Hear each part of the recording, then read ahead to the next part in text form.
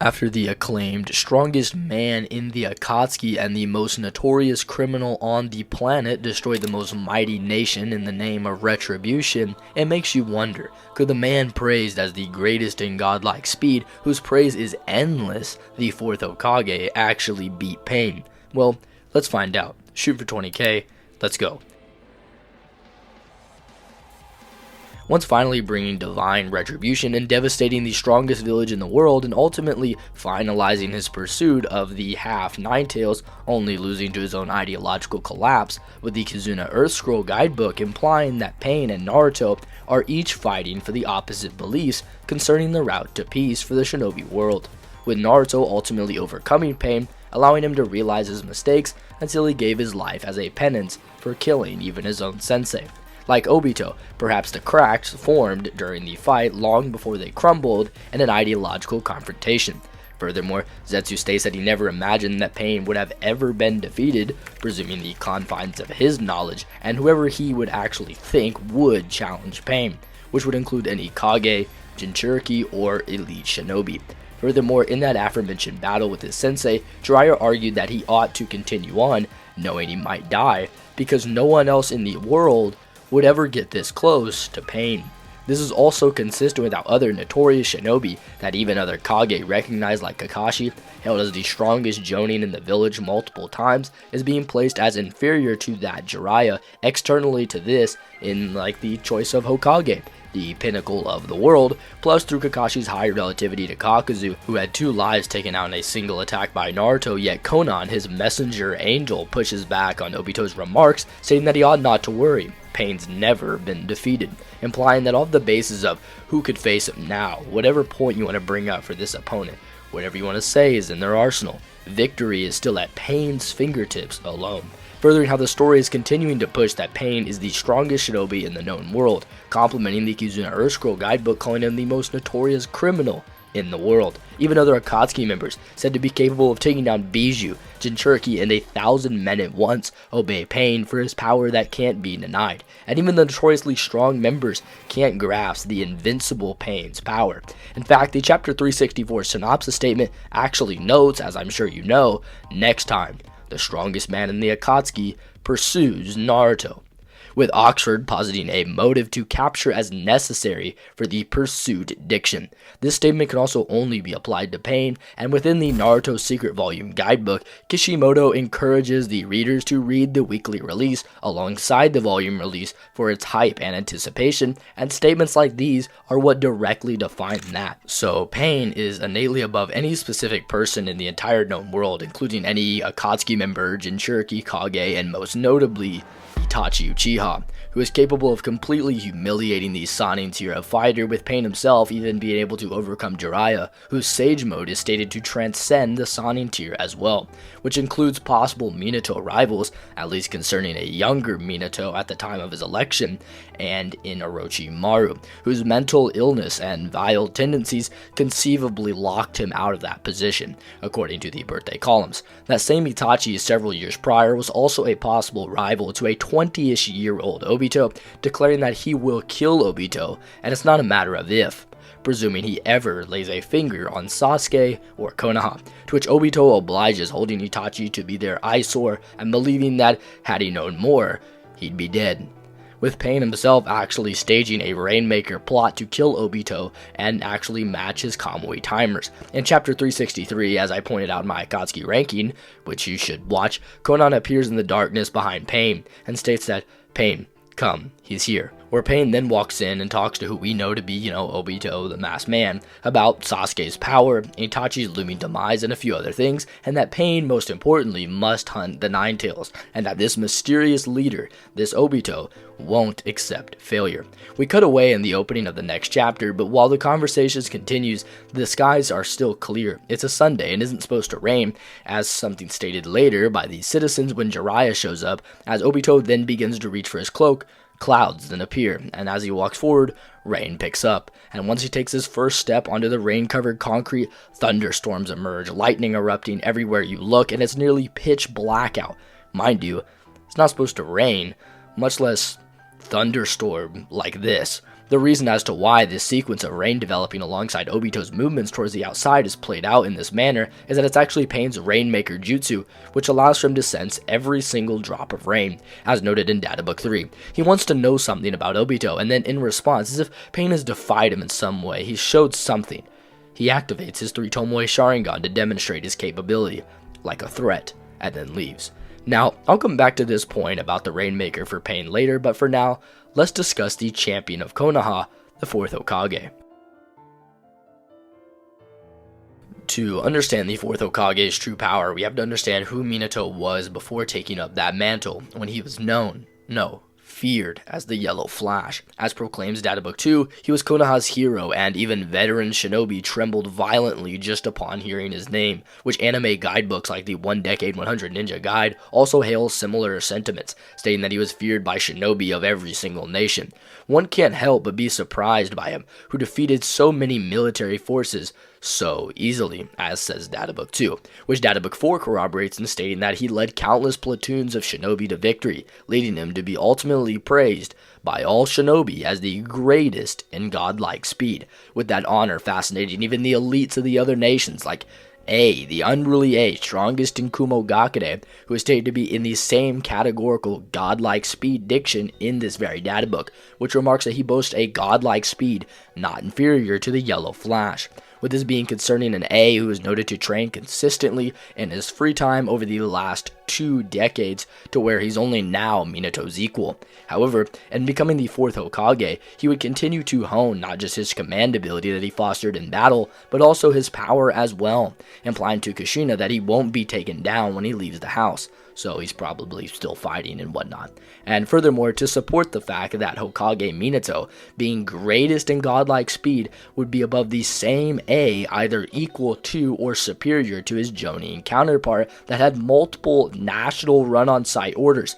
Minato is stated to have outright surpassed the Raikage in speed, at least as the 4th, in the Chapter 543 synopsis statement, corroborating other synopsis like the Chapter 238, which states that Minato has unrivaled strength, with this being the end of Part 1, and it fits quite consistent with him scaling above not just the same Itachi, who could make sport of every Jonin, but also Hiruzen's remarks of Minato's unfortunate superiority, and that he could kill Orochimaru had he been alive, with Hiruzen himself stated to transcend all the Kage, including A, believing that he couldn't take down his lost student. Minato's superiority to Hiruzen is also rather untouched, as while many people in consuming the anime hold to Hiruzen having to step down as Hokage due to unfavorable positions, this just isn't true, and we know that he's stated on multiple occasions throughout both Fanbook 1 and the initial 2 databooks to be politically loved by everyone, with even canon anime guidebooks saying the same, thus utterly erasing the filler notions, because in truth,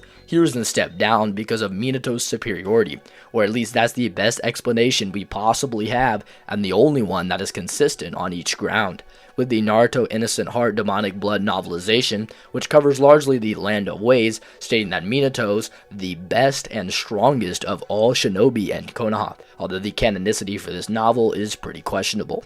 Minato would thus transcend a Hiruzen several years more into his prime than the same one who could shove the full Ninetales, who was enraged, out of the village, but what would you expect from Minato, who wasn't just humiliating Kurama and blitzing his combat strikes, but was also capable of cracking open space and time itself to casually react to a Bijou Bomb, which are shown in the war to be equal to the Susanoo Arrow in that they are a blitz level above the Avatar state, meaning that Minato is capable of casually reacting to levels of speed nearly a full blitz tier above complete Kurama, who is roughly 3 times larger than Naruto's KCM2 Avatar, which is like the natural body in that it's just a chakra avatar.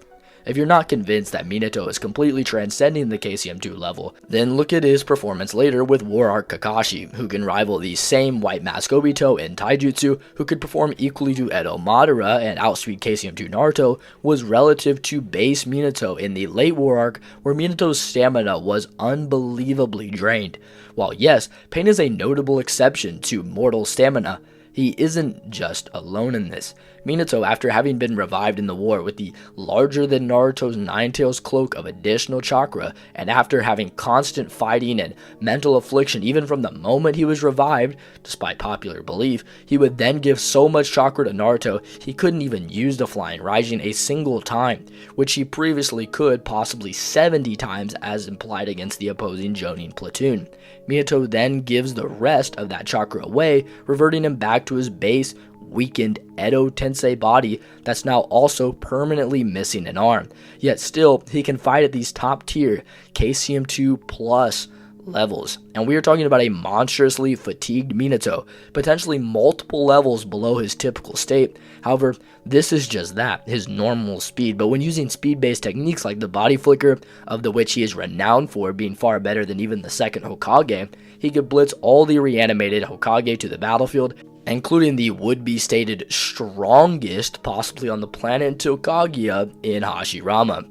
Hiruzen, to then further build on what we noted earlier, like Tobirama, complements Minato's haste. However, according to Data Book 2, Minato has another level of speed that's incomparable to Body Flicker and is much closer to summoning because he cracks open space and time using a technique that can transcend those very concepts themselves so that he can travel across spatial planes like subspaces to get to his destination in the Flying Raijin. So I'm actually pretty confident in asserting how out of his league Pain truly is in this fight, presuming the limitations of Pain's final fight. Now, pointing out those limitations, the Naruto Storm Generations game, held by the producers CyberConnect 2 to be worked on closely by Kishimoto, and trying to create basically an extra hour of additional anime content for characters like Itachi Uchiha and yours truly, Minato Namikaze.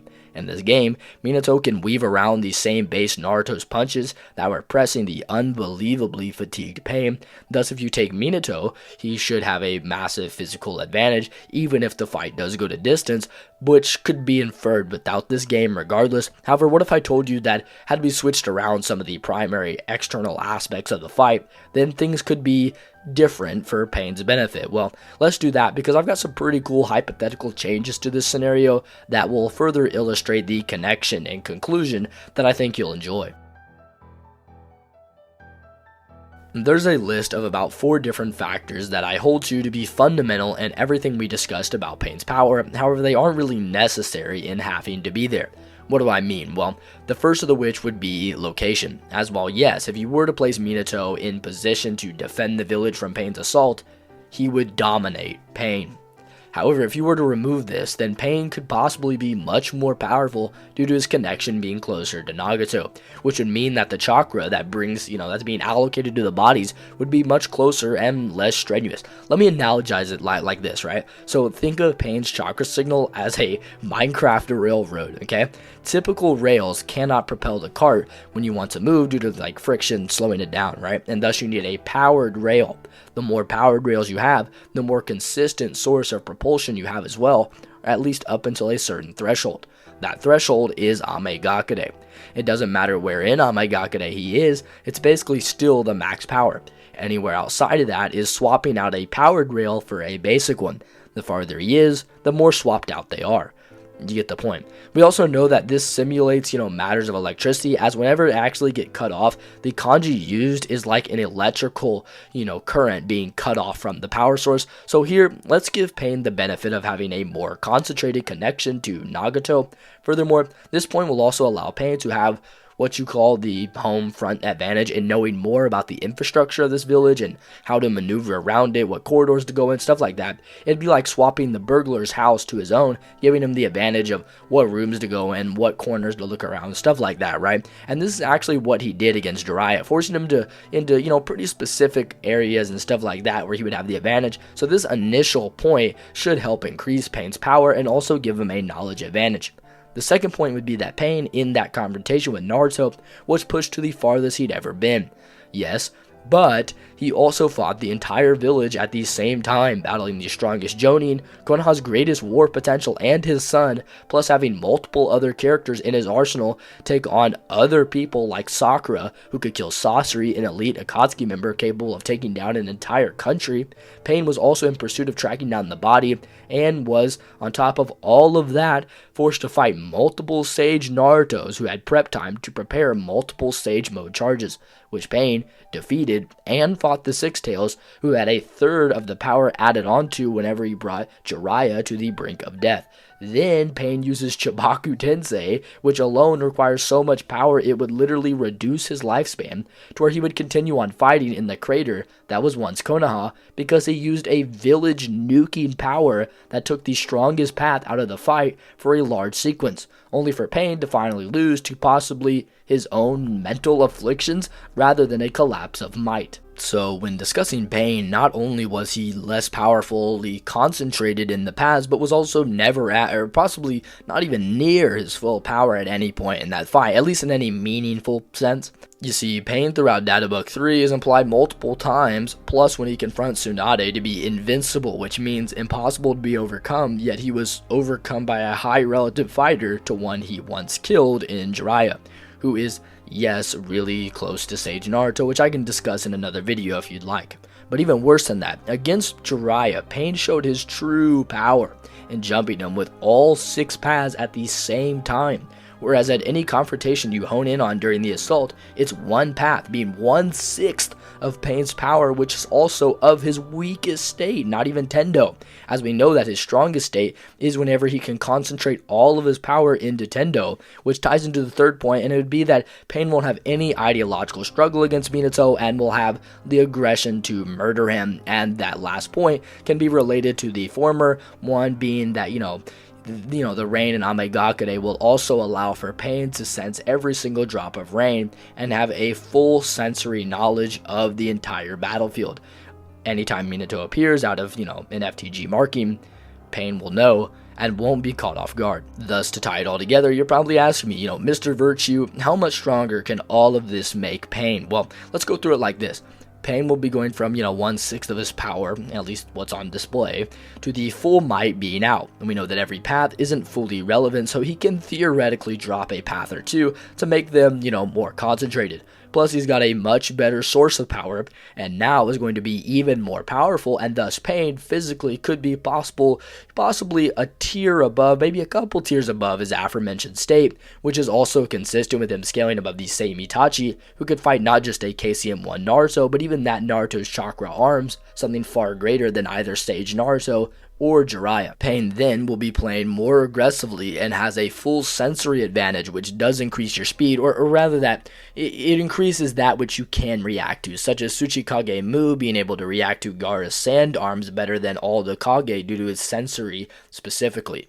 Furthermore, the implied or the multiplied vision can also aid in that reactionary capability. So now you're looking at a version of Pain several speed tiers beyond the point previously, and thus reacting to Minato is now no longer out of the equation, at least in basic speed. However, it must be said that there isn't any real conceivable explanation you could provide for why he would be hyper relative to Minato or any sort of super close fight physically, but it's just that he can react, and yes, you can be skeptical of all of this charity and simply disregard it, but for the sake of the plot, for the sake of Pain not, being totally humiliated, let's just run with it to prove this point.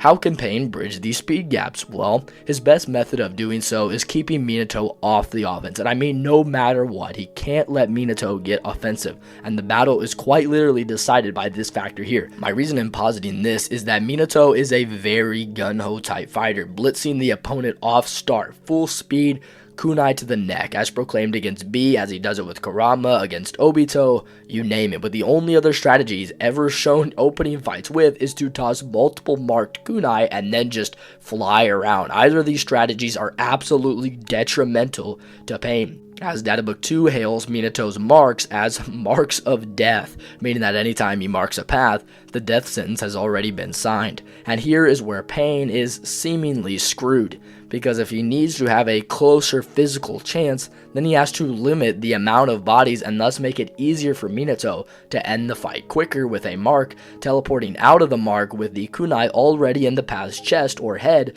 Just like with Obito, Minato also does bait attacks for flying Raiji marks like the Rasengan, completely slamming one with the Rasengan, dissipating it and smacking a seal on the same spot. Now, while yes, I did note the sensory being a large factor, Minato's style of fighting absolutely kind of counters it, because the sensory is good in allowing you to conceivably sense the action and thus increasing the reactionary period. Minato's not running, he's not engaging in taijutsu strikes, he's flying at you at a near imperceptible speed to slam right into you. Against the Iwa Nin, Minato, and needing to save Kakashi, didn't run up there, toss out a couple bait tactics. No, he blitzed both of them instantly and placed a mark on the Iwa Nin's foot to re-teleport back with a kunai to his throat. So no, even if you are to grant the best case scenario for Pain, Minato will still seize his divinity and probably humiliate him, in all honesty. And this is what the franchise implies to us directly in Minato believing Pain, despite having destroyed the entire village and in some manner killing Jiraiya, is not a real threat for Naruto to keep his primary concern on, but that is Obito, the masked man, who even when Pain was testing him remarks he won't accept failure, and whenever he later calls Pain his underling, it's pretty telling. While yes, Obito respects Pain's power, it's never a matter of Obito conceding to it. For example, some fans will drag Obito's expectation of Sasuke not performing as well as he'd hoped at the summit as a possible implication for Pain being a measuring stick, but it doesn't really matter. As for one, that's kind of a reach, and two, he later says that Sasuke has met that expectation, but we really aren't saying that like Summit Sasuke is fighting Obito, and this is ubiquitously consistent, as we know that Sasuke is an equal to Sage Naruto, who did fight Pain and is still inferior and, more accurately speaking, a student of Obito. And even if you say, well, Pain's inferior, but he can, but can keep the best possible pressure made available to him. He's going to utilize the Ashra path, stated in Data Book 4, to overwhelm opponents with artillery-type armaments and technology that haven't even been conceived of by the shinobi world, ranging from both close and long-range attacks, plus the animal path, using the invisible chameleon to hide Tendo in, and the replicating dog to keep ground pressure, the bird for aerial pressure, the centipede, rhino, crab, plus the human and Pareto just to keep pressure on it, absorb any ninjutsu attack utilized. It still wouldn't matter, because nothing I've mentioned is going to change the blitz attempts. He doesn't need the marked kunai either. He can literally just body flicker blitz every single path and murder Pain. This fight is simply not just a large physical difference, it's a terrible, and I mean terrible, stylistic matchup for Pain, and possibly the worst in the series, if you could believe it. The only possible argument is to argue the Naruto surpassing his predecessor statements, including a surpassing of power in Minato. However, to analyze the statement, it must be removed from Tsunade's visual perspective of Minato and Jiraiya, as the two are individualistic conceptions about Naruto in some manner. We know that Naruto's predecessors are stated to be these stone statues, and regardless, we know that surpassing Jiraiya in this scene here was a matter of senjutsu only, as stated in Data Book 4. So to assume he's surpassing Minato in power is laughably unfounded. But what did you guys think? Do you think I missed any points? Is there anything you would like to hear me cover? Well, let me know. I'd sure be down to do it. Hype this video up, subscribe, stuff like that. Your boy, if he sounded a little weird, he sounded kind of raspy, it's because I lost my voice the other day and I haven't really gotten it back. So I don't know. It should be good next recording, but my apologies. May God bless you all. Love you guys.